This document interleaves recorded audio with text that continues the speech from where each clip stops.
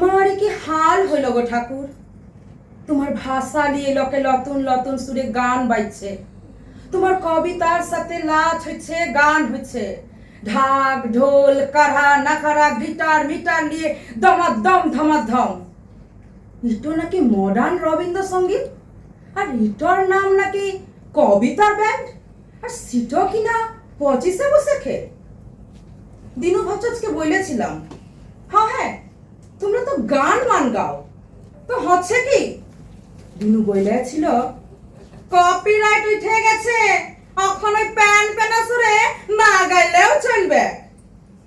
আমি বলেছিলাম রবি ঠাকুর তো সুর বাইন্ধে দিয়েছে। ও বলল সে বাঁধন এখন ঢিলা হয়ে গেছে, আর সেটাই হচ্ছে কপিরাইট উঠা, বুঝলি হাদু? কথাগুলো বললে পলাইন গিয়েছিল দিন।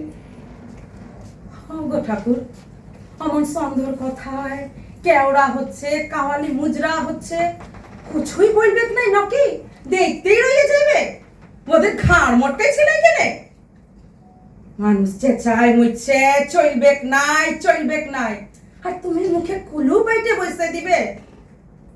তোমার গান শোনাইতো আমার বাপ, ভুলে যাইতো আমার মনটা।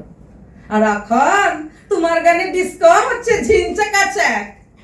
যদু মাস্টার পাঠশালে তোমার গপ্প শোনাইতো, 25-এ বসে খেয়ে স্কুলকে পদ্য বলেছি, গান বলেছি। আর এখন তাণ্ডব লিখতে হচ্ছে তোমাকে নিয়ে, ব্যবসা হচ্ছে, কেউ বুঝছেই নাই তোমাকে। তাই তো তোমার মেডেল প্যারাইজ ছবি মবি সব চড়ে নিয়ে চলে যায়। যেমন পাহারা ছিঁড়ি তেমন চড় ধরা। এখন বাপই বাতিল হচ্ছে, তো কোথাকার কোন রবি ঠাকুর?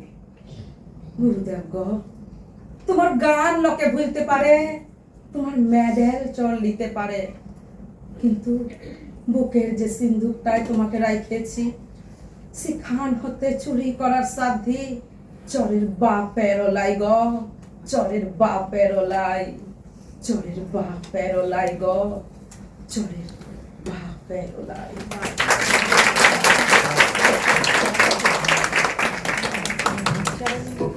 অসাধারণ অসাধারণ সন্ধ্যা আজকে আমাদের জমে উঠেছে।